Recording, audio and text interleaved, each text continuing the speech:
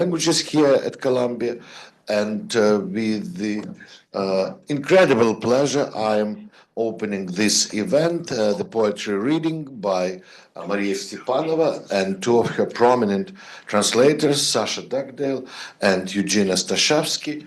I will introduce them in a second. I just want to say that first of all, this is the event organized and held and curated by the Harriman Institute, and I want to express my gratitude to the Harriman Institute for this. And secondly, that this is a part of a series of events that doesn't have a name. You know, this game has no name, but basically the name is Maria Stepanova, which is quite obvious. And we had already the discussion dedicated to Maria's latest piece of fiction, Focus, or the disappearance game in Sasha's tentative translation, right? We had Sasha's masterclass in translation and Sasha's poetic reading. Today we had, in many of you were there, since noon we had a symposium dedicated to Maria's latest book of poetry, Holy Winter, that is going to appear, or maybe has already appeared. Has already appeared. I'm sorry. Yes, has already appeared recently, published by the New Directions. And for the symposium, we have translators, scholars, and Maria's publishers, both from the United States and Germany. Katrina Rabe, the editor of Zulkamp, who published the first translation of this book, joined us. So, since you're here, I have a strong premonition that you know who Maria Stepanova is, but I nevertheless will do what I'm supposed to do. I will introduce all our participants. Maria Stepanova is one of the most prominent poets and prose writers today in the Russophone culture, and Maria is indeed the leader of the Russophone culture, and we are using this word for those writers, artists who took the stronger position against the Putin's regime, against the war, and against the invasion of Ukraine. Maria has been publishing poetry for decades, but since 2017 she also became very well known as the prose writer. Of course, she was writing essays back then too, but after her romance in memory of memory, that won first major prizes in Russian and in Russia, and then thanks to Sasha Dugdale's translation, won a number of international prizes. And Maria as well, she became widely known as the voice of contemporary Russian literature, and the English translation of the In Memory of Memory was shortlisted for the International Booker Prize, and it won the Big Book Prize and NOS Literary Prize in Russia. And the list of Maria's fellowships is too long, so I would skip it, referring you to online. Sasha Dugdale is a poet and translator. She is the author of a number of prize-winning books. Her latest books were shortlisted for the T.S. Eliot and Derek Walcott prizes. Her Long Point Joy won the Forward Prize for the Best Single Poem in 2016. She is the Fellow of the Royal Society of Literature, and her translation of Maria Stepanova's book In Memory of Memory that I mentioned already won the MLA Louis Roth Award. Sasha has translated two of Maria's poetry collection. And she is also very well known by her translations of Russian women poets, most notably Elena Schwartz and Maria Tsvetaeva, but also Sasha is responsible for the fame of the so-called new drama, whom she introduced in English to the Royal Court theater and basically created this trend as the international phenomenon. Eugene Ostashevsky is a poet and translator too. We have three poets here. He was born in Leningrad, grew up in New York, and currently lives in New York and Berlin. His poetry collection, The Pirate Who Doesn't Know the Value of Pi, and Feeling Sonnets are published in the NYRB Press. He selected and translated the poems of Alexander Vidensky in the volume, I'd say the most authoritative volume in English, Invitation for Me to Think, also in the NYRB series, and translated a number of other very important books. He is also a prominent scholar of Auberyou, and I'm very proud of being one of the co-editors who published his stellar article about Auberyou and the Lipovsky Circle in the Oxford Handbook of Soviet underground culture. So we have a brilliant group of poets, and some of them are translators, who will be reading today, but and they will tell you in which order, but I believe that we'll begin with Maria Stepanova. Right.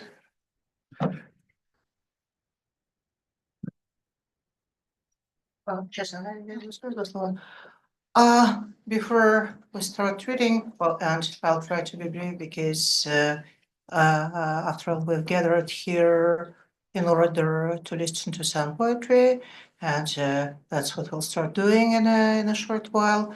But I cannot miss an opportunity to once again say thank you to the minds and hands behind the whole endeavor. Dear Mark, dear Irina, and lots of thanks goes to Harriman Institute and Valentina Yazmirleva.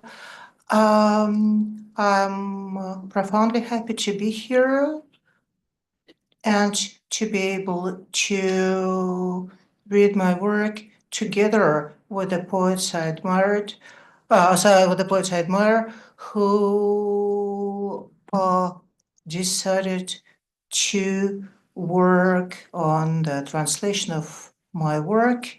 It is a huge honor, and it is also a sort of an escape route. I was always thinking of a poem that as something that is maybe even strained within the borders of its own language. So a translation is a way of getting away from itself, from oneself, and it is always good to have a chance of becoming someone or something else, and maybe beautiful. In this case, it's definitely become something beautiful. And as it goes, we'll read together with Sasha a sequence of poems that come from this Holy Winter book-length poem that just came out in the New Directions. And some of these poems, it is a multi-faceted, multi-voiced book, but one of the leading voice belongs to Ovid, the Roman poet, and his exile elegies, exile epistolas. And it opens the doors to another project, a book, a poetry cycle that is called in Russian IBD, and it is partly overlapping with the Holy Winter. It is hard to explain, but some poems of this from this cycle, they've made it their way into the other book, the pandemic book. But before doing that, they were noticed by Eugene, and as a result, Here is this beautiful book that came out, and my huge gratitude goes to Matvey Yankelevich for choosing it, for publishing it, for making it so breathtakingly beautiful. And Eugene will read some translations or some poems of his that belong to into this collection.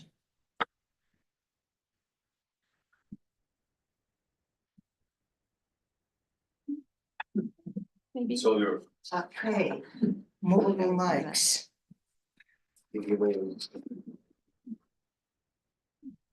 Right out.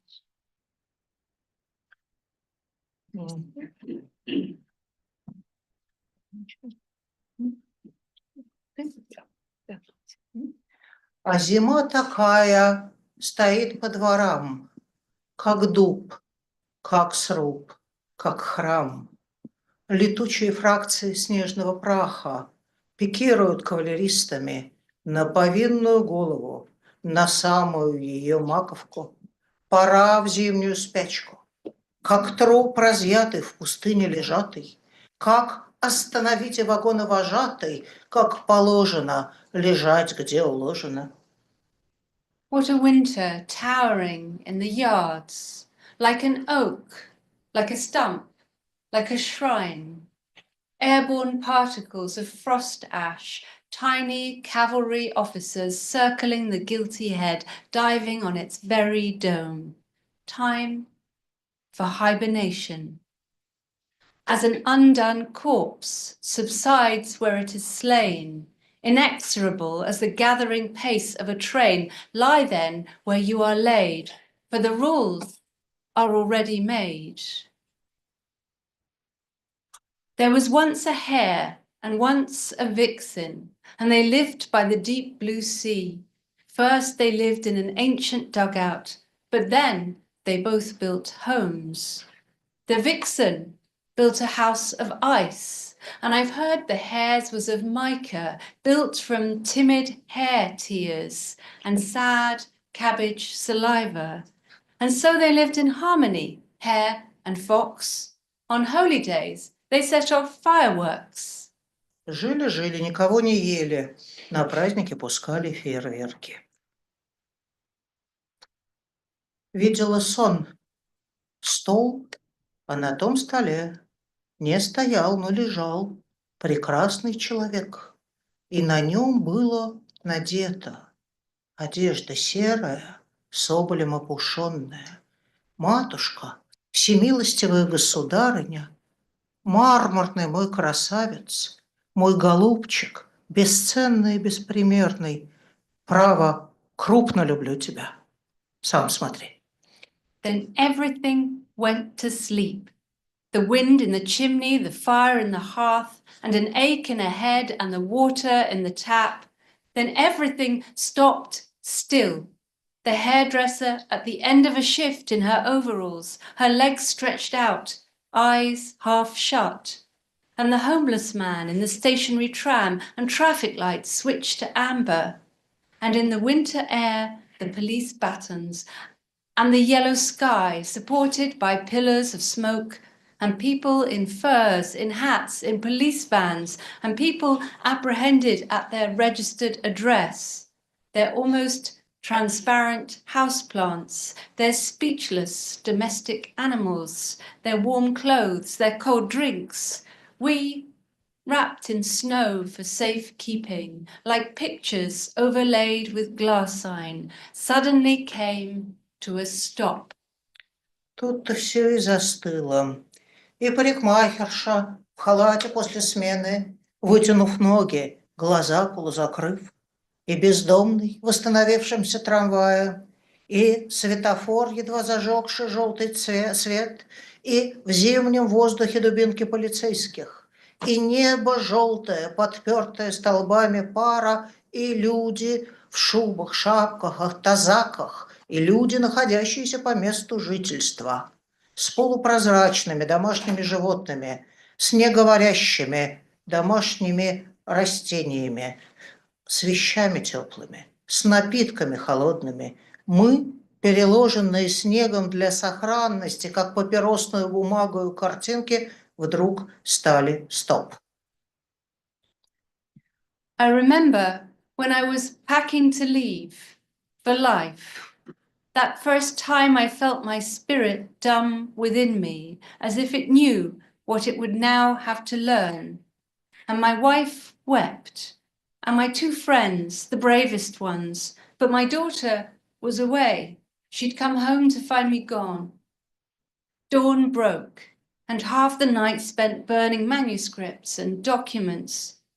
I took no clothes. I chose no slate to take with me.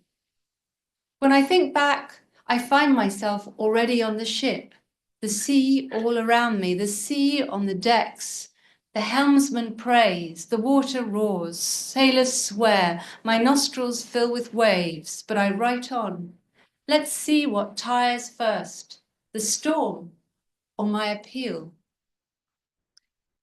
Если у вас в мегаполисе еще помнят обо мне ссыльном, знай, кто спросит. Я умер, едва приговор огласили. Мертвый живу, хожу, тело донашиваю, оно послушное, ссыхается на костях. Я здесь чужак, варвар, языка не носитель, небо коптитель, волосы стали белые, мертвыми губами учу гетскую грамоту. Мертвыми ногами топчу твердую воду. Что тебе рассказать, чтобы не скучала? Скачут кони по гладкой воде, и стрелы летают, рыбы торчат изо льда с открытыми ртами. Некому их вынимать, некому меня понимать. Вино замерзло, стоит само без кувшина. Кусок вина отломлю и сосу, как сиську. Яблок не достать, ты бы меня не узнала. Местные замотаны в шкуры, на тогу косятся, только лица и видно, да и те в бороде. Даже звезды здесь не как у людей.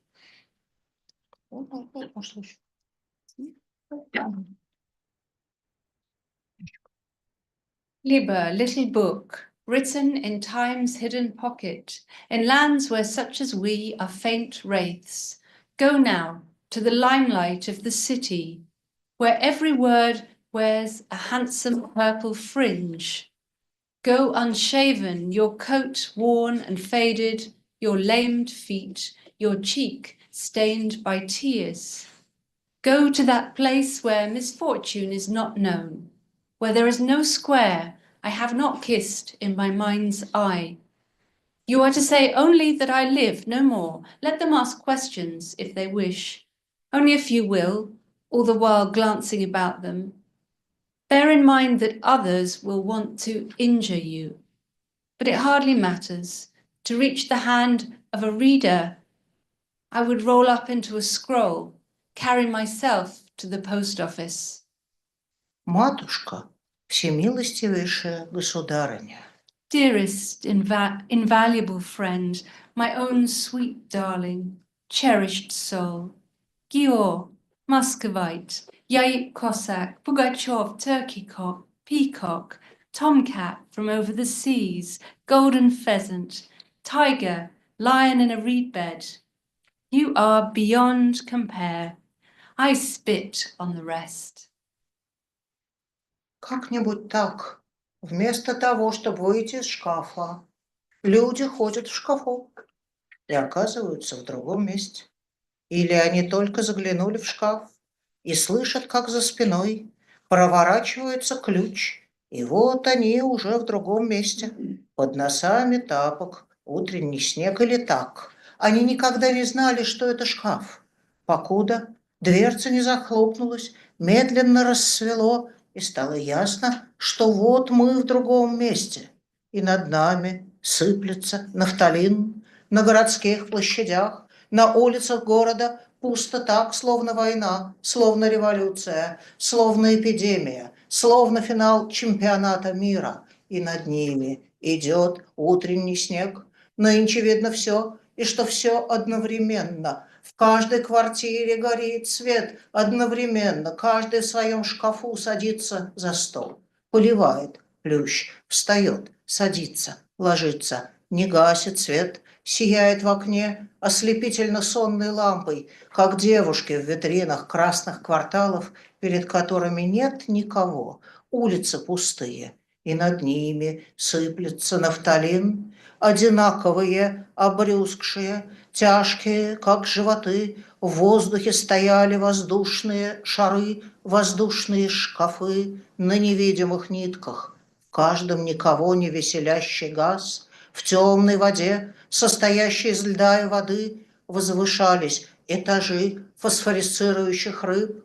В зимнем небе, состоящем из неба и снега, светились окна многоквартирных домов, пустые товарами полные магазины, рестораны со стульями, прислоненными к столам, учреждения с прошлогодними календарями, забытыми на странице с мартовской девушкой, и над ними шел утренний свет. Иногда на лед выходили фавны, опушенные смуглой шерсткой на тонких копытцах, стесняющиеся лишний раз отпечаток раздвоенный ставить на белое. A little like this. Instead of coming out of the closet, they crowd in the cupboard and find themselves in another place. Or they only went briefly into the wardrobe but heard the key turn behind them. And now they're in another place, the morning snow under the tips of their slippers. Or perhaps they didn't even know it was a wardrobe until the door slammed shut. The light slowly grew and it was suddenly clear. We're in another place. Naphthalene sprinkling down from above. Emptiness, like war, like revolution on the city squares. And in the streets, like an epidemic or the World Cup final, and the morning snow falling from above. Now everything can be seen, and everything at the same time. A light glows in every apartment. At the same time, each man in his closet sits at his table, waters his houseplant, stands, sits, lies, leaves the light burning, shines blinding bright like a lamp in the small hours, like girls in the windows of red light districts, with no one to see them. The streets are empty, and the naphthalene falls softly. Lonely, bloated, drooping like paunches, these balloons hanging in the air, aerial wardrobes on invisible strings filled with unlaughing gas. In dark water made of ice and water rose the many stories of phosphorescent fish. In the winter sky made of snow and sky gleamed the windows of many storied buildings, empty shops piled high with goods, restaurants with the chairs leant against the tables, offices with last year's calendar fixed on the page with March's girl, and from above fell the morning light. Sometimes fawns came out onto the ice, downy dark wool on thin little hooves, fearing to leave too many cloven prints on the white. У нас есть дар. Кое-кто нас зовет лучшими поэтами времени. Квартирки наши, увы, не по славе, и сама эта слава фуфло. Слуги, не кормленные в обносках, смотрят на нас свысока. Мы оба еще не старые, а сколько морщин, кому до нас дело есть и до наших горестей. Сами себе мы читатель, мы знаем, ценим цену себе и друг другу. Тексты наши сложат в общую яму с великими мертвыми поэтами. Так мы друг друга утешаем. По крайней мере, мы не умрем бездетными. We have a gift. People call us the best poets of our age. Our apartments, alas, are humbler than our fame, and even our fame amounts to fuck all. Starving servants dressed in rags regard us with disdain. The two of us, hardly old, and look at our wrinkles. Still, who cares less about us or our woes? We are our own readers. We know our own and each other's worth. Our texts will be placed in a deep ditch with the work of the great dead poets. That's how we console ourselves anyway. At least we won't die childless. А что делать еще, когда ничего не поделаешь? Мы поем, как потеем. Такое устройство. Каторжники поют, дальнобойщики поют, грузчики. Швея за машинкой что-то бубнит себе под нос, ну и я тоже. Сам себе пою, сам себя читаю. Иногда думаю, ай да сукин сын. Или сегодня я гений. Я уже старый, седой, как колос, а все за свое, будто не стихи меня загнали на крайний север, будто тем, кто не отвечает на мои письма, есть дело до тех, кто поет, чтобы не сдохнуть, будто литература – важнейшее из искусств, и сам кесарь, перед тем, как отойти ко сну, спрашивает референта, есть ли новости от Назона, и что он там пишет в своем Воронеже. What the god, what the hero, what the fuck. I could shovel my Heroides into Sarmatian, manure the thin steppe soil with it, the ferment of cultural expansion. After all, where I am, there too is Rome. Snow, the purest marble, and isn't my own homeland the Greek tragedies? I could do a job on the Getic myths of origin, a few tall tales about cosmic eel. Parcel them up nicely in a couplet. Lay them out for your perusal as colonial wares, alongside honey from Hymettus or Germanic boar pate. I could open a village school, depict the histories of historic women thrown casually aside by gods or heroes, Dido on the beach, Ariadne on the beach, and you, who sank down on the threshold as they led me away, and lay there. And some histories of historical women, so to speak. Ди, кто ты был? Ты беженец был, забыл, как звали. И откуда сам? Семья на закорках. Сын захребетник писается в штаны, отец одно и то же про то, как его уважали в Совете ветеранов. Путал ты падежи, глаза в прищур, дрожь за пазухой. Если бы не я и мое поставленное хозяйство, и не вдовий мой капитал, где ты был бы ли?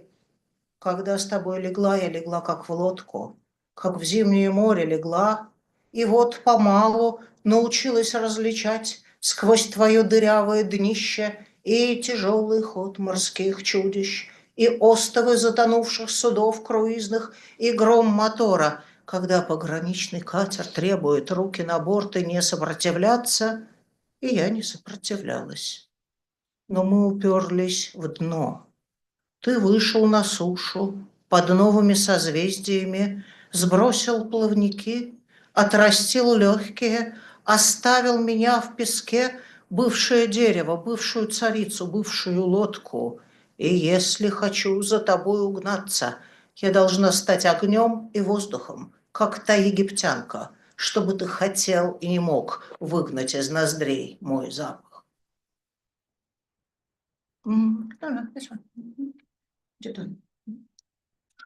D.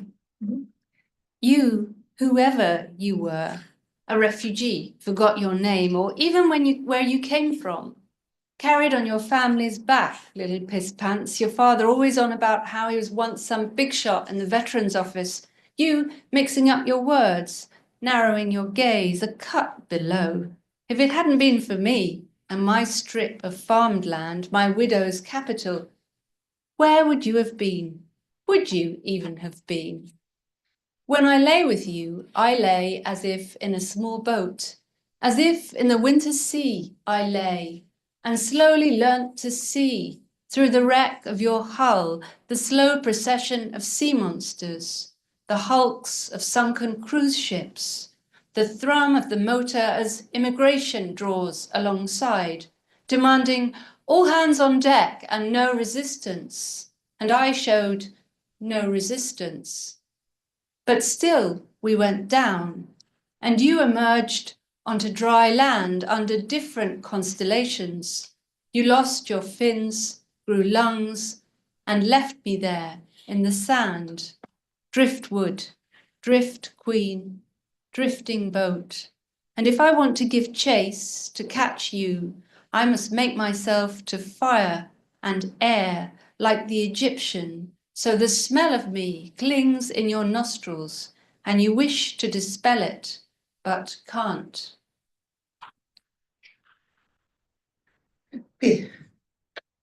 Что у меня? Дом, сын, пяльцы, собака. С видом на море, темная прохладная зала, солнечные пятна на мраморе в полдень, солонина в подвале на всякий случай, как у нас каждый 4-й год неурожай. Если ты письмо увидишь его, спроси, разве я просила его остаться? What do I have?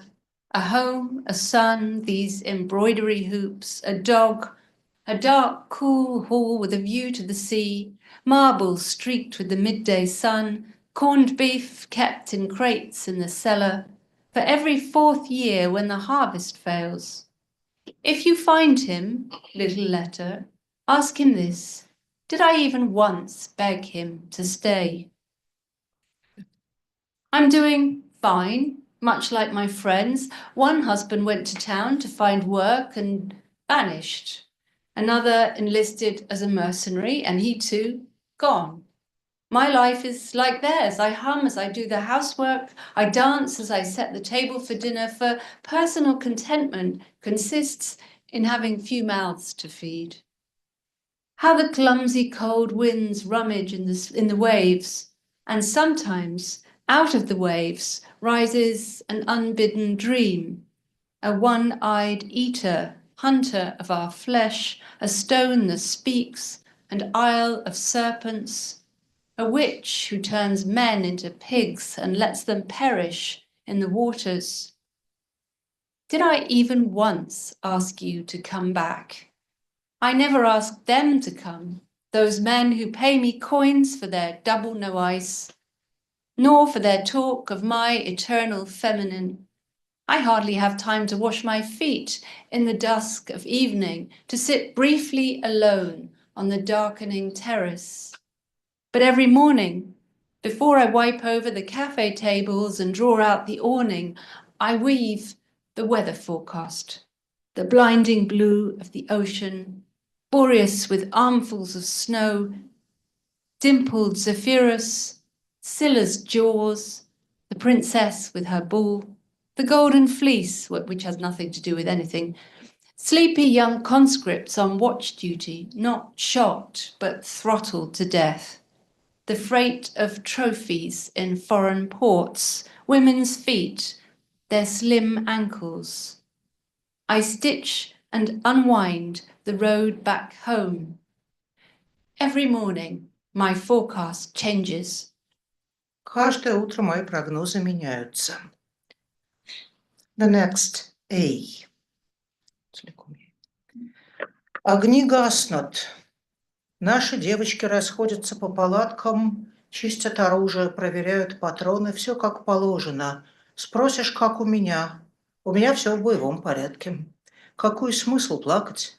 О пролитом молоке, о щите пробитом, о жизни подвешенной, как меховая обезьянка на резинке, что скачет вверх-вниз и туда-сюда. Твое место пустое, темное, спальный мешок сложен, пылится, и ты как не была. Скажешь, военные тоже плачут, как тот в Малой Азии плакал о своем мальчике, который без него пошел в разведку и вернулся с отрезанной головой. Спросишь, как у меня? Я о тебе забыла. Как у тебя не спрашиваю. Муж – мальчик и сын – мальчик. Новая страна, новый паспорт, новая война. Старый опыт в зоне вооруженного конфликта. Снайперская стрельба по старым подругам. Девочкой маленькой ты мне казалась неловкой. Теперь у обеих другая доля. Быстрей, чем собрать и разобрать автомат. Память обо мне соберется и разойдется. У тебя под правой отрезанной грудью завтра утром когда мы займем позиции, и ты заработаешь свой посмертный орден, и я войду в наше посмертное бессмертие. A different A. Lights out. The girls disperse to their tents, clean their weapons, check their ammo, all in order. You ask how I am. I'm battle ready. No point in crying over spilt milk, or a pierced shield, or a life suspended like a plush monkey on a string, jigging up and down, back and forth.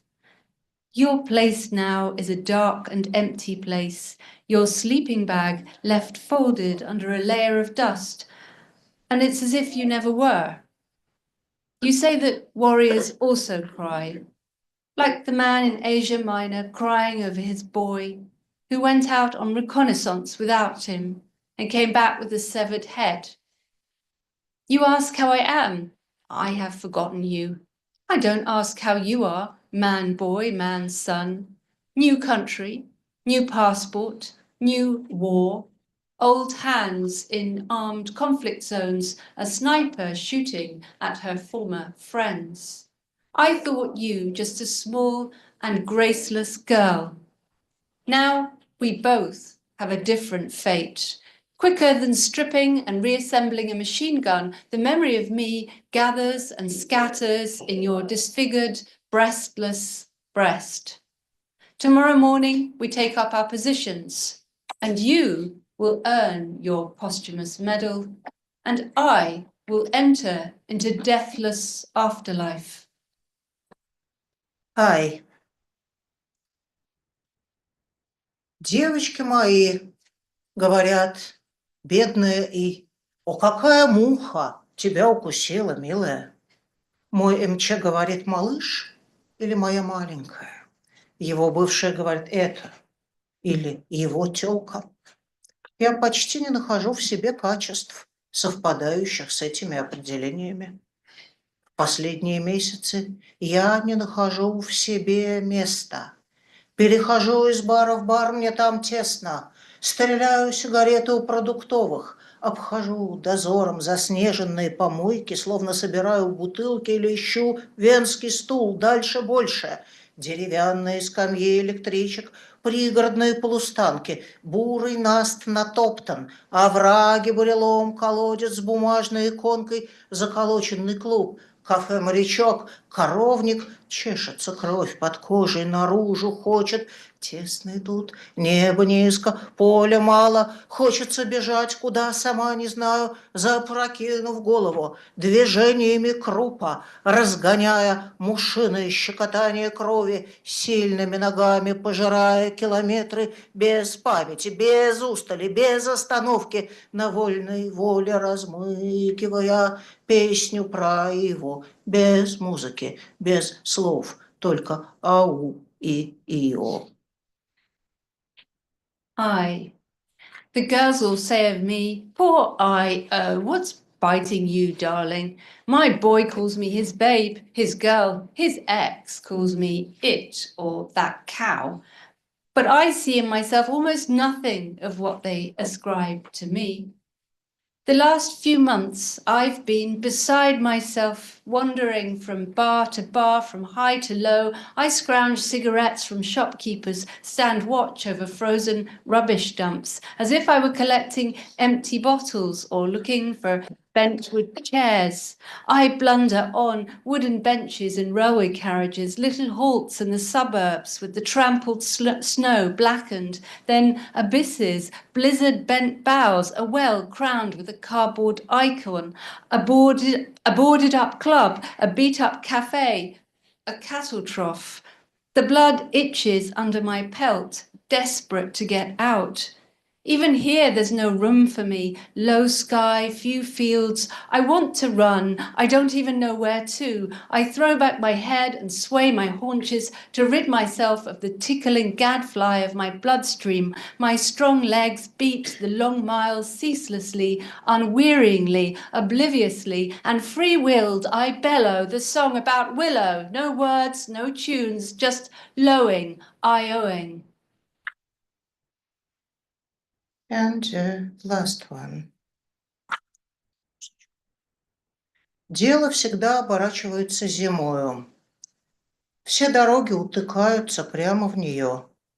35-летний итальянец, заблудившийся в темной чаще, встретит волшебного помощника, как положено в волшебной сказке, но все равно будет спускаться ниже и ниже, впитывая как губка то, что увидит, пока не окажется там, где все замерзает, и губка тоже. Things always happen in winter. All roads lead to it. A 35-year-old Italian man lost in a dark wood meets a magic helper, as is customary in a fairy tale. But all the same, he descends lower and lower, soaking up all he sees like a sponge.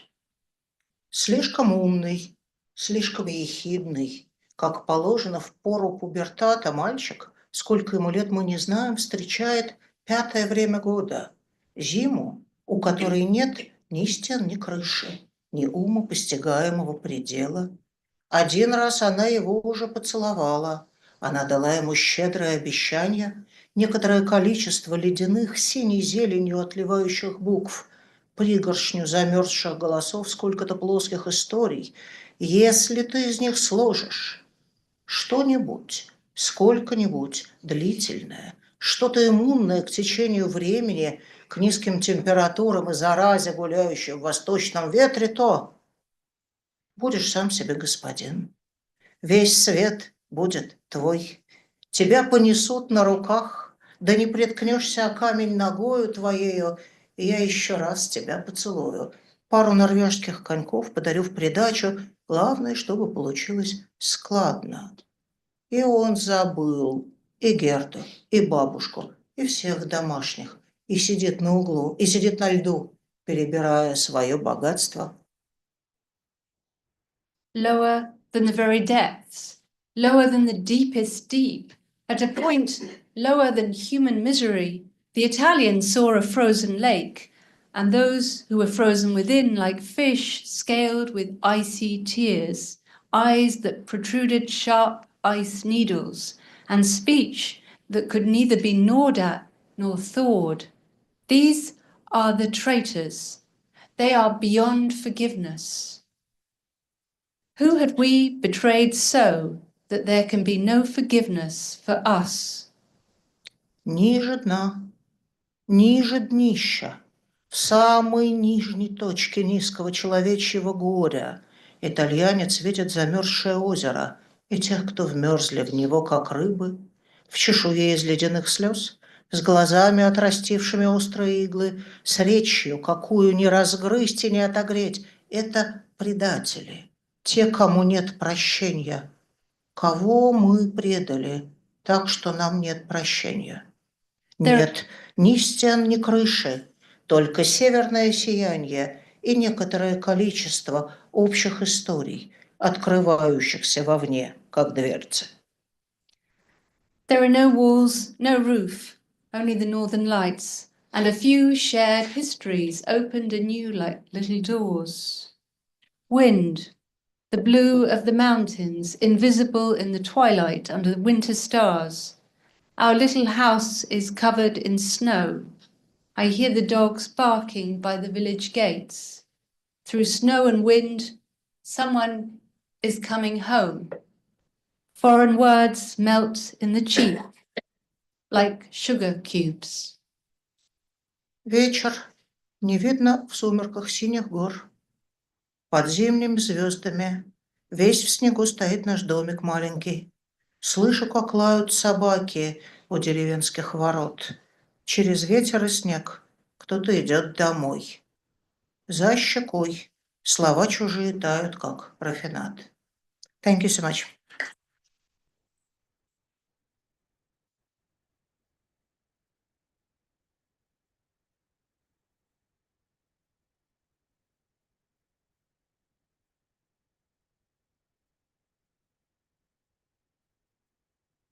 Right, so I translated the Ovid series, which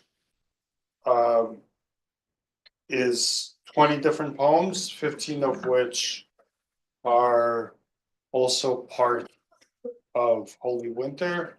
So there's going to be a bit of overlap.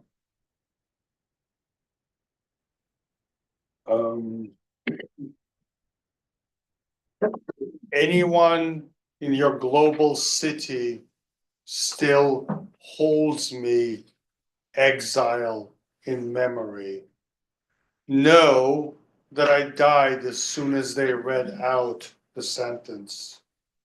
I live dead, walk around dead, wear out the remains of my body, my becoming body, dry flesh on dry bones. Here I am, an alien, barbarian, non-native speaker, idler with time on his hands and signs of time in his hair. Local addresses escape me. I forget the words that I study, just consonant clusters, no vowels for poetry. What can I talk about so as not to bore you? Horses slip on hard rivers, arrows hit targets. Philosophy is stupid. Fish stick out of the ice with mouths agape. Too much air for them, too little ear for me. Wine frozen overnight, it stands by itself, the vessel in shards. I chop a piece off and suck on it like an infant. Tawny wrinkled apples at the market look like shrunken heads. Locals, faces only a barber could love. Beards and hair over fur. Fur tall, they point at my toga, make shivering gestures. Even the stars look down on me. 3. Baby book, toothless libel, my fool literally begot in time's bosom, where there's nobody but us, to quote the police, toddle to that global city whose multitudes buzz, darting iridescent like dragonflies over Assyrian channels, unshaven go, in washed out clothing, feet with blisters and corns, face swollen with tears, modestly enter that felicitous city of old-time love. Go to Piazza Mattei, via Giulia, via Funari, stay composed, say still living, that should be sufficient. Let him pose questions if they care. Of questioners, there won't be too many, each looking over her shoulder to see what she could see. As for the rest, they'll be dismissive because they gain by being dismissive. Don't mind them. To curl up in the hands of the reader is your lot, lucky complainer. Would I were you, but I'm not.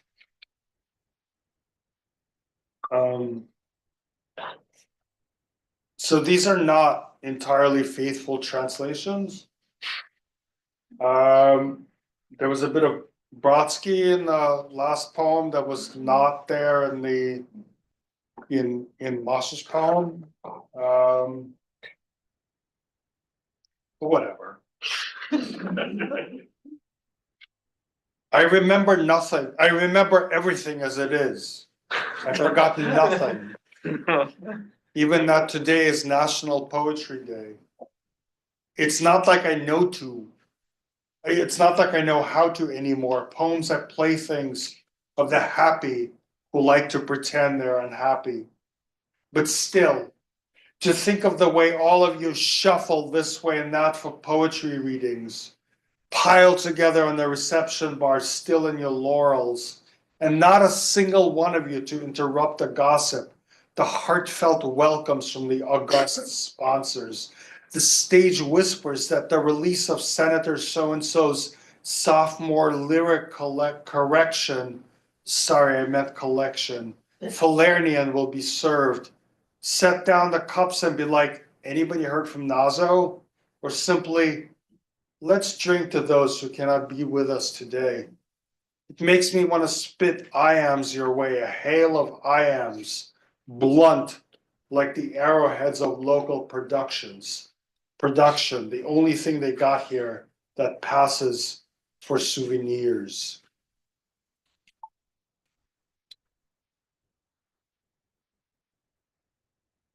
If I only had a brain, I could think of the laurel swaying in the rain outside while lights go on in the house. Remember the shop signs letter by letter and wail like Isis recollecting Osiris. If I only had a heart, I could embrace you in my unimaginative nightly scenarios. When I have arms now, I throw them around you, but the hands don't recognize your back. They grab onto the shoulder blades and then panic. Or at least I could contemplate awakening then, how different it was from awakening now. I wouldn't then be thinking this shameful bullshit of how my books are doing. Books, you ruined my life. Is anyone reading you my poor, lovely, hysterical books? Who is reading you?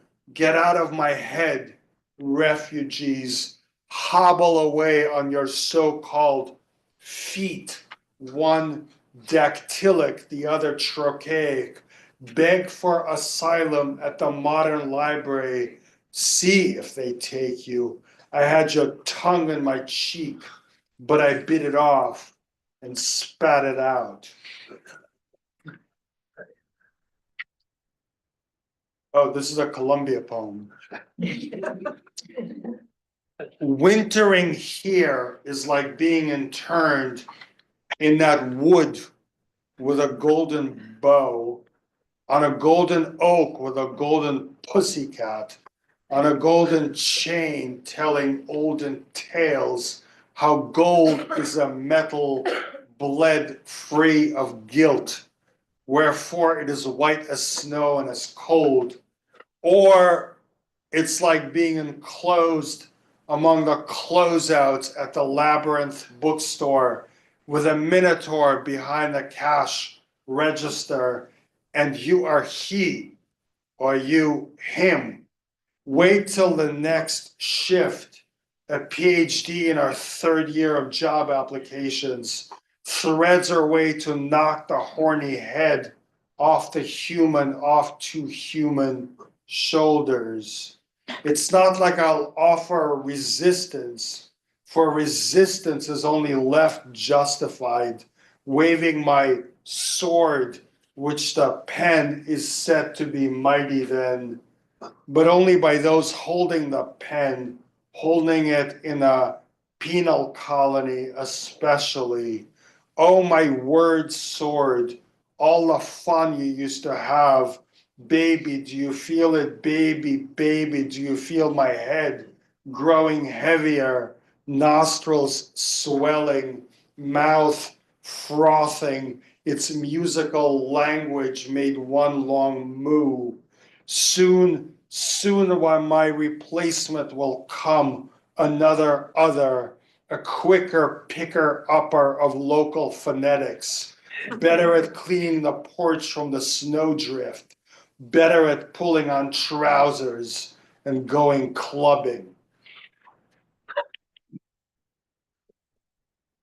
What God, what hero, you want to hold my id? How about you translate the Heroides into Sarmatian, you meaning me. It's my feminist book because the speakers are women. They sure could use poems by or at least about women. About time they get some culture other than buttermilk in this country, like ubi ego, ibi Roma, and snow is like poor man's marble, and my homeland is my language, and my language is my homeland. My homeland is a motherfucking Greek tragedy. How about you composing a Getty cosmogony?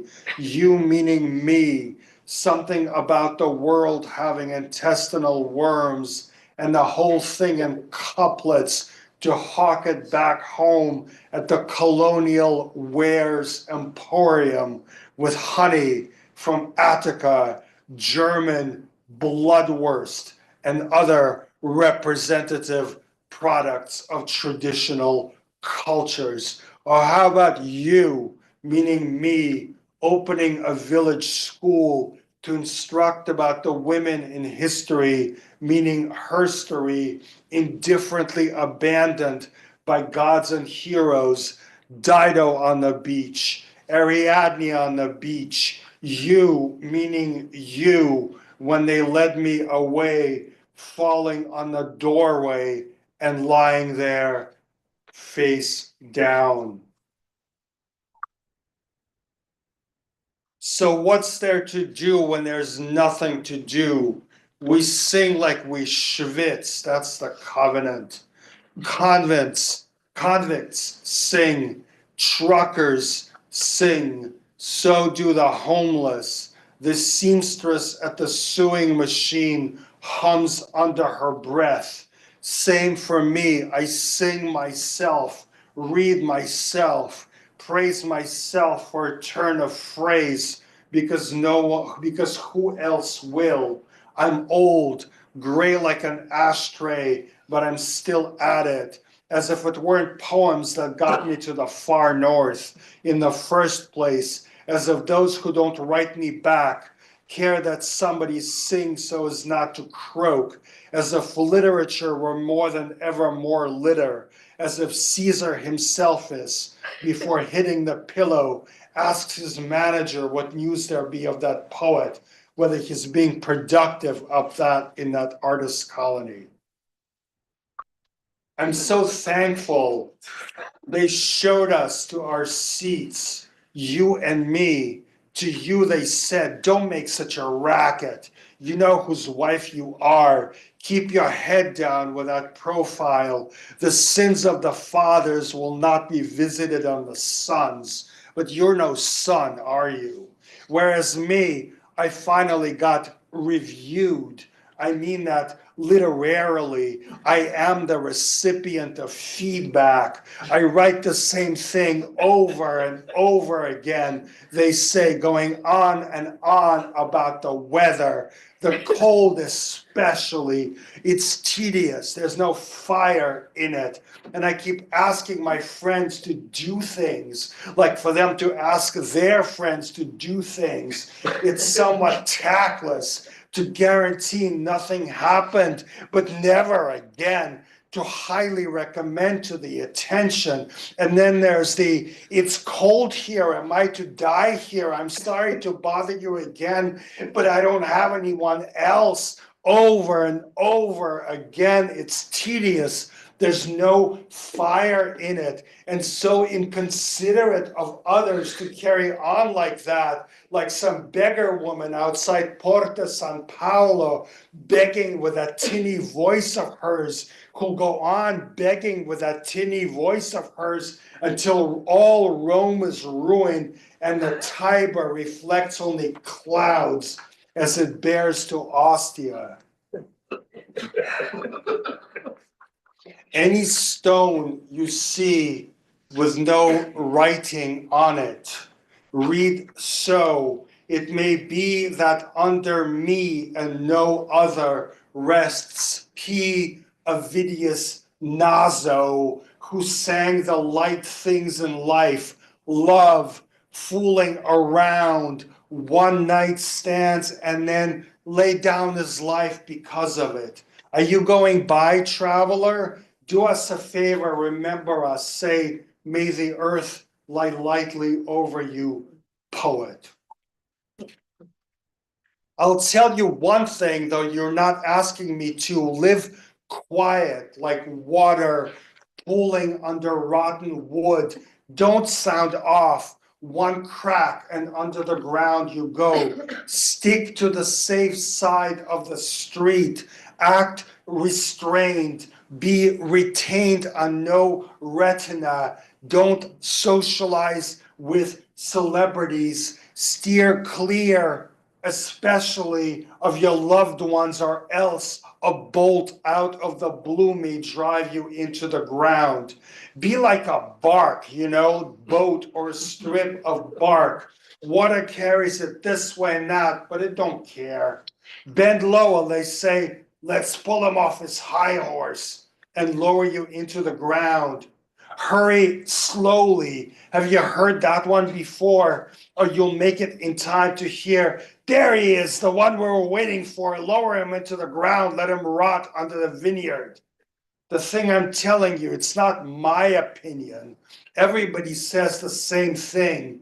Everybody's a poet in the pen, get it? Don't ask for names. It's like we're already in the underground. Never been ill before with nobody there. Never lay dying before without accompaniment. Nose to the wall. You're not there. There's nobody to read the sports section aloud or the military communiques on page 1. So I lay there, couldn't recognize water. Water had a different taste. I got up, my foot couldn't recognize the ground, lay back down again. Somewhere far away, the lands, cities, the city. You can't sleep, staring at the TV blaring in the thalamus. It has nothing to do with me. I have nothing to do with anything. On this here outside of the Roman pie crust, I'm falling apart. It's a crumbling experience. Even this letter is written by another hand and in another language maybe. I have no idea. 2 more. You just can't lay it to rest, weirdo. Not my lot, not what people might say or that it's my own fault. But it's not like I'm denying it, nor did I deny it back then when nobody asked me. But nobody asked you either. You see, I'm not anywhere. Not at the baths, not the bookstores, not at the market. Not even my name is anywhere. People say to me, him. But you keep up your buzz over tables and piazzas with fountains, as if the windows were shut and you couldn't find your way in, and kept bumping against the glass in moral indignation. Hello? Is it me you're looking for? Because I'm dead. I'm not anywhere anymore. I go wherever I like now, like steam from an espresso, while you're still settling scores with somebody who's gone, calling on mutual friends to be your witness, shaking clippings from La Repubblica with their print, sun-blinded like that cougar Fedra. Draw a circle, erase it. There's no me anymore. No my me, that is, only your me that is left. That is why there's no distance between us or anything else between us. What you're trampling under your feet is only a shadow, but there's no body to cast it anymore, weirdo. I am the letter of a sender, afraid of the sight of his own name. Off to a population center where he's not admitted among the numbered. To a recipient afraid to be named under these circumstances. I am sealed with a seal whereon you see a mythological scene. What the scene is, I forbear disclosing because you never know. You do know my contents already. My contents contain pleas for you to do what we all know you will not do. They also contain reminders of memories that are eroded, erased, or expunged. When you break open the wax, you will discover nothing, which is enough for the wise. Please permit the one who is tired of being conveyed past many peoples and over many seas to sit at your table without saying a word. Thank you. Thank you.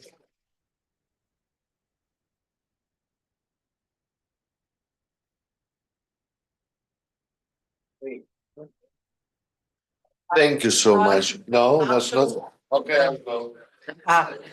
Not yet. We were thinking to maybe read one paraphrase or an unreliable translation or whatever else of Ovid in our three versions, in our three voices, as a mode of saying goodbye.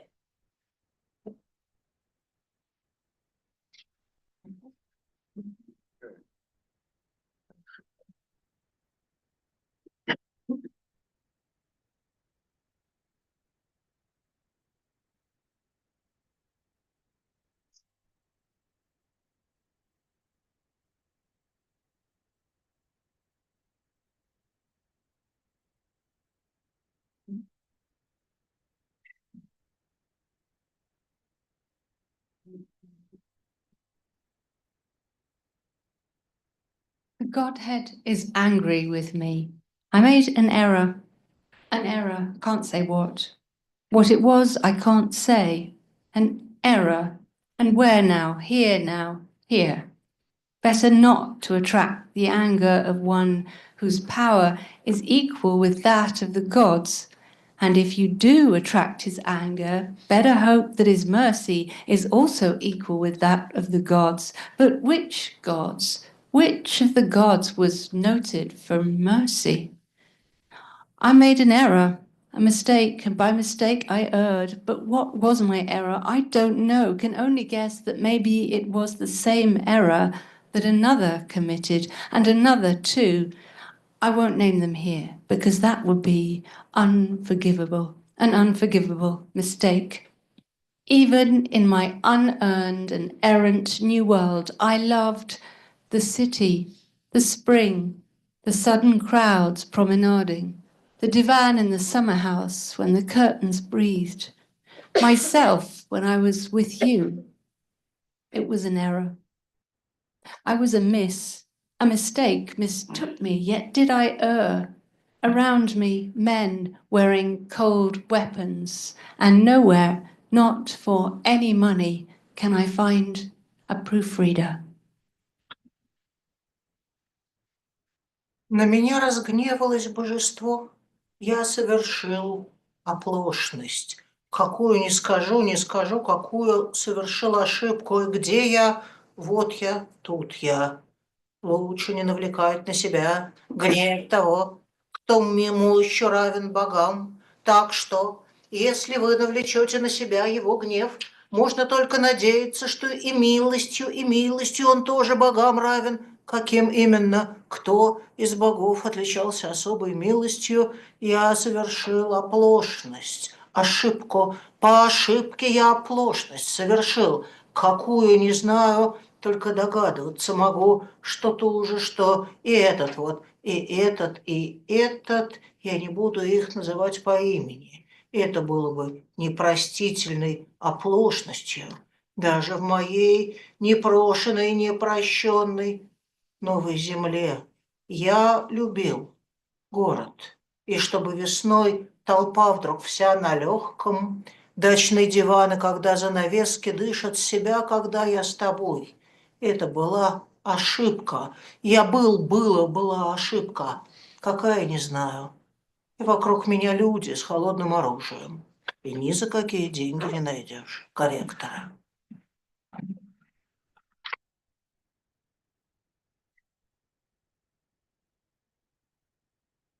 I've given divinity an occasion for wrath. I've taken a false step. I can't say more just how I went astray, what my error was, where am I here? I am here. Blessed he seems to me, whoever manages not to provoke the one who's equal to God in terms of power. So should some misstep of yours attract his wrath, all you may do is pray he's also equal to God in the quality of mercy. But what God in particular, which of our gods finds entertainment in mercy? I made a misstep. I made an error. I committed a false translation. I stepped into an error. What step I took, I know not. I can only guess it was the same one as this one and that one. And that other one had taken, I won't name names. Who do you take me for? Naming might prove an occasion for correction. The first slip up in this unasked for sudden landing into a brave new world. No naming. I loved. I had the right to love once. I loved our city and its crowds, especially in March. Everyone with spring in his or her step. I loved the couch of our country cottage in the calm environs of Pompeii, the curtains breathing in the morning. I loved myself even when I was with you. I made an error. I was mistaken. I was taken amiss. I don't know what for, what it was I committed inadvertently to be committed here where I am, here around all these corrections officers armed with penknives, specialists in translation. I know not what error, but I know the terror. I know I committed an error incorrigibly, unknowingly. May God let none other commit the same, to be committed here, sentenced here on the perpetual lookout for a galley charged with forgetfulness.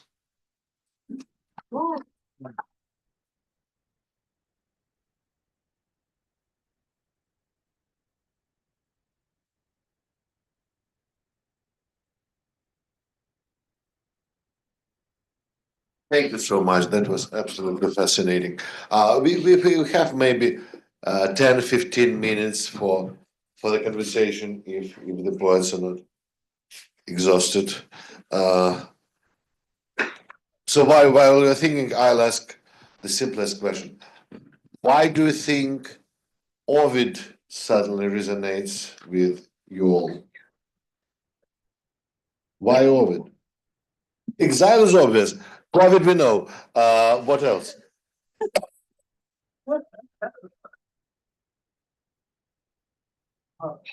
No, And It's not enough? again. not again. No, it's just that we've been discussing Ovid and his personal poetic political qualities for a good,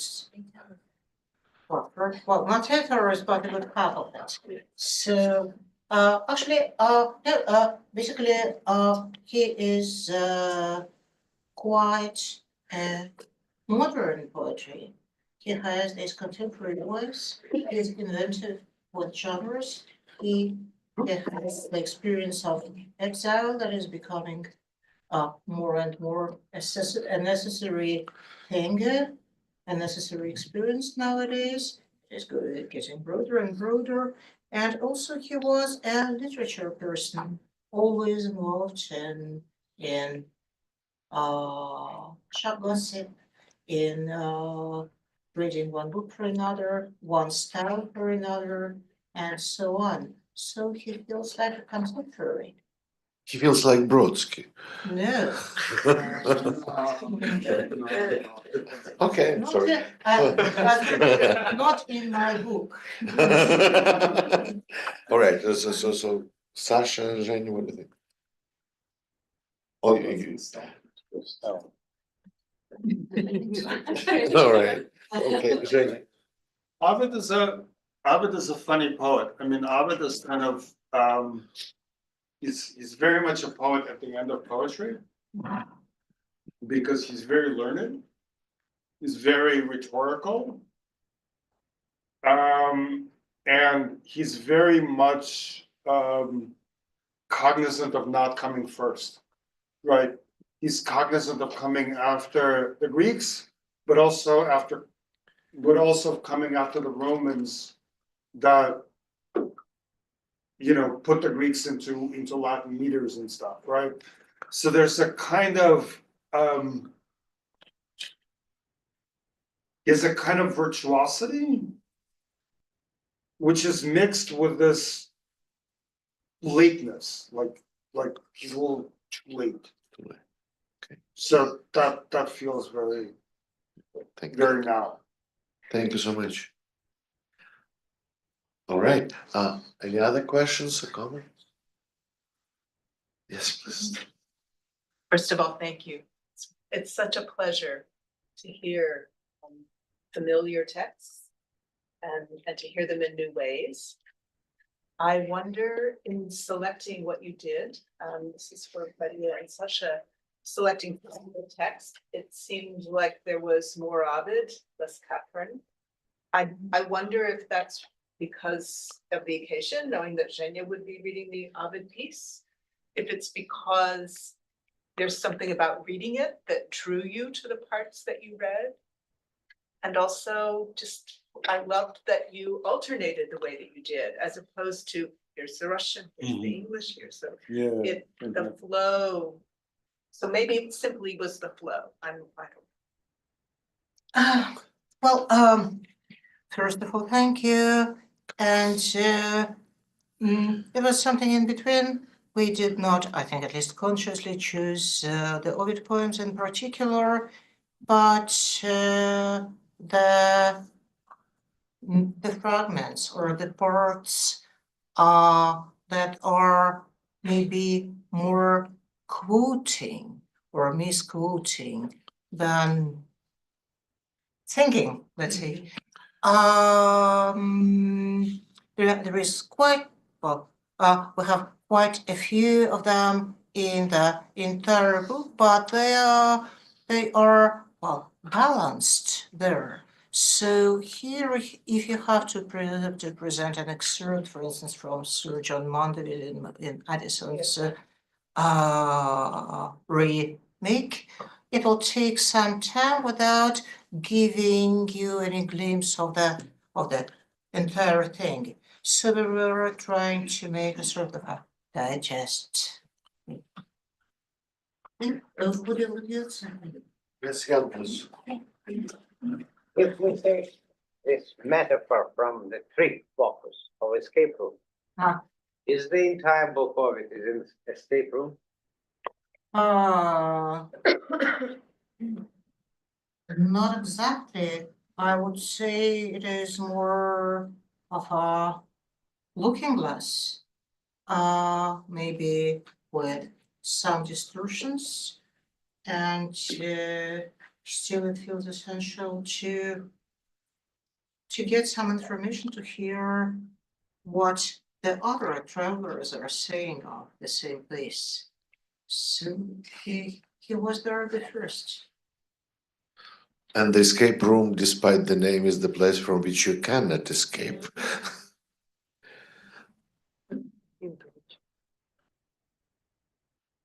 All right, so I think that was a very long day for Masha and for Sasha and JYou, and so we need to thank them once again for the wonderful reading.